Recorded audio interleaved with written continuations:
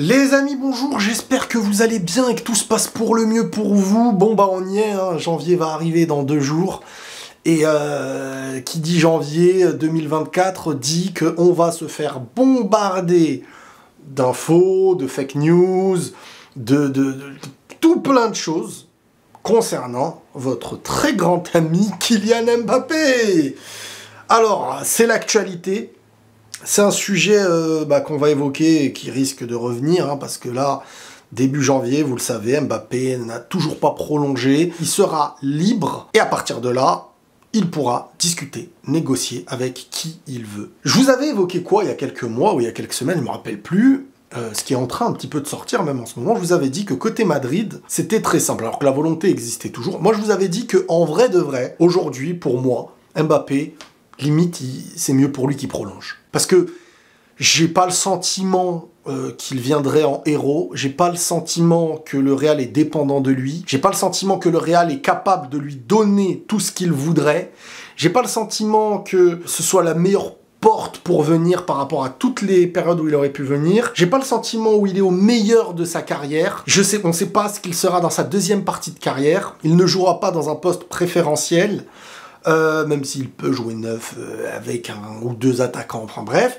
J'ai pas le sentiment que ce que le Real va demander et ce que le clan Mbappé pourrait demander va concorder aussi facilement. Je vous avais évoqué tout plein de raisons, mais bref. Mais le Real, et surtout Florentino Pérez, le veulent et le veut. Mais, ce que je vous avais évoqué, c'est qu'à Madrid, là, c'est clair et net dans leur esprit, bon, on verra s'ils vont tenir parole ou pas, mais c'est clair et net dans leur esprit, Kylian Mbappé, ça va aller grand max jusqu'à, mais vraiment grand max, février. Janvier, février, ça va être la période où je pense qu'il va y avoir contact, où il va y avoir la proposition du Real. Et ça ne durera pas jusqu'à la fin de l'année. Ça, c'est ce que je vous avais dit.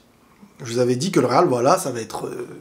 ça, il accepte ou il accepte pas, et ensuite c'est fini à tout jamais. Bon, maintenant il y a des choses qui sortent. Le Real Madrid va faire son offre à Kylian Mbappé début janvier. Le Real Madrid croit avoir appris de ses erreurs commises en 2022, et cette fois, hors de question d'attendre sa décision jusqu'à la fin de la saison. S'il veut les rejoindre, il devra prendre une décision avant la mi-janvier. Et là, en fait, ce qui est en train de se passer, c'est que moi, j'ai du mal à croire, à moins d'un changement brutal, j'ai du mal à croire que Kylian et le clan Mbappé, d'un coup, décident dès janvier, allez c'est bon, voilà, pour nous ça va être le Real, tout est clair, alors qu'ils nous ont quand même habitués à mesurer tout ce qui venait pour, en fait, d'une certaine manière, prendre ce qui va être le plus avantageux. C'est le business, en fait, c'est comme ça, et ça m'étonnerait. Alors le Real, eux, ils viennent avec une philosophie différente en disant...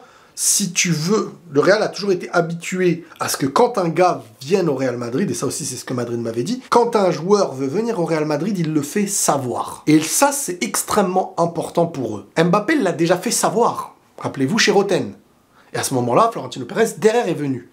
Et là, le PSG avait mis un vent, mais monumental au Real Madrid, qui n'ont même pas répondu à la proposition qui avait eu lieu à l'époque de Roten sans flamme, là, lorsque Kylian Mbappé avait demandé publiquement. Le Real Madrid a été très, pas déçu, mais très choqué du vent que le PSG leur a mis, à ne même pas dire... on ne le vend pas, ou il n'y a même pas eu d'accusé de réception, enfin, vraiment un vent monumental aux propositions que le Real Madrid avait fait. Donc, Mbappé avait fait part de sa volonté, il avait respecté ce qu'il faut faire pour aller au Real Madrid, et l'année d'après, il s'est passé tout l'inverse. Mbappé, c'est lui qui a mis un vent au Real Madrid. Et en fait, le Real Madrid s'est mangé d'une certaine manière, une fois une claque par le PSG, une fois une claque par Mbappé. Et derrière, ça a changé, leur philosophie par rapport à Mbappé, elle a changé.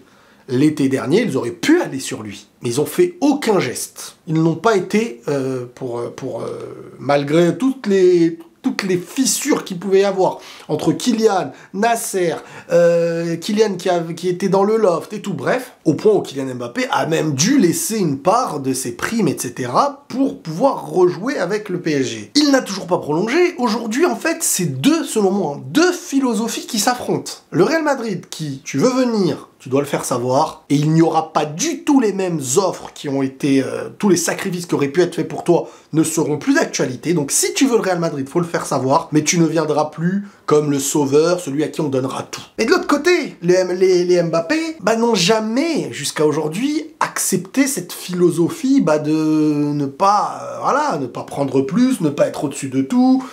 Voilà, c'est le business, comme je dis, et puis surtout, utiliser les offres d'un côté pour faire grandir les autres, etc. Donc pour ça, il faut qu'ils attendent la fin de l'année. Qui va être le plus fort dans cette situation? Alors, est-ce que si le Real Madrid, en venant dès janvier, n'ont pas d'accord et de réponse claire d'Mbappé, est-ce qu'ils vont vraiment tenir leur promesse de dire c'est fini? On a Hendrick qui arrive, on a tous des joueurs à tous les postes, on a prouvé que sans lui on pouvait largement faire, on n'est plus dépendant de sa venue, maintenant les joueurs ont éclos, on a Bellingham, on a Vinicius. Est-ce que vraiment ils vont tenir ce truc-là? Ou alors, et c'est ce que j'ai bien peur, ce n'est que ma pensée, c'est que ils se disent que c'est peut-être mort, mais que c'est un moyen presque de chantage. Et que si Kylian revient vers eux avril-mai, est-ce qu'ils vont lui dire non, ça y est, c'est trop tard? Ça, je sais pas.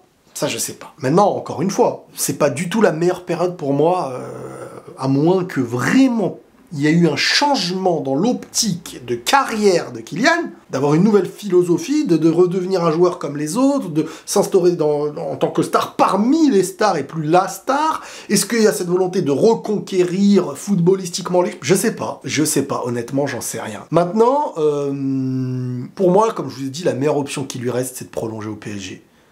Il aura le pouvoir, il aura l'argent, mais même Paris ne sont plus prêts à lui donner tout ce qu'ils étaient prêts à lui donner avant. Donc, il n'est pas dans la meilleure situation en étant libre, même si tous les grands clubs, forcément, pourraient vouloir d'un Mbappé, mais ce que ça demande financièrement aussi, et l'investissement dans un vestiaire que c'est, voilà. Moi, à Madrid, on m'a toujours dit que les grands joueurs veulent jouer avec les grands joueurs. Est-ce que c'est un message pour dire qu'à Madrid, ils le veulent?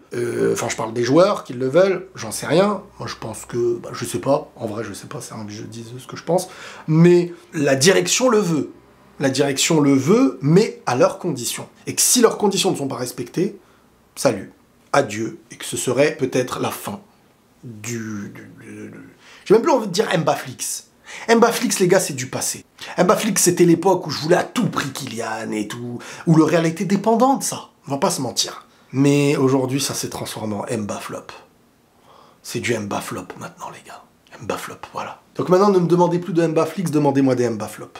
On verra, hein, ce qui se dit, c'est que... ça va être agité, quand même. Janvier, ça va être sympa, les gars. On a eu un petit mois, là, pour certains, la fête de fin d'année, la trêve hivernale et tout. Janvier, ça va reprendre, là. Ça va reprendre, ça va s'agiter. Donc on risque d'en reparler en fonction de l'actualité. On verra, il pourrait y avoir des dingueries qui sortent. Voilà, les amis, prenez tous soin de vous et la paix sur vous.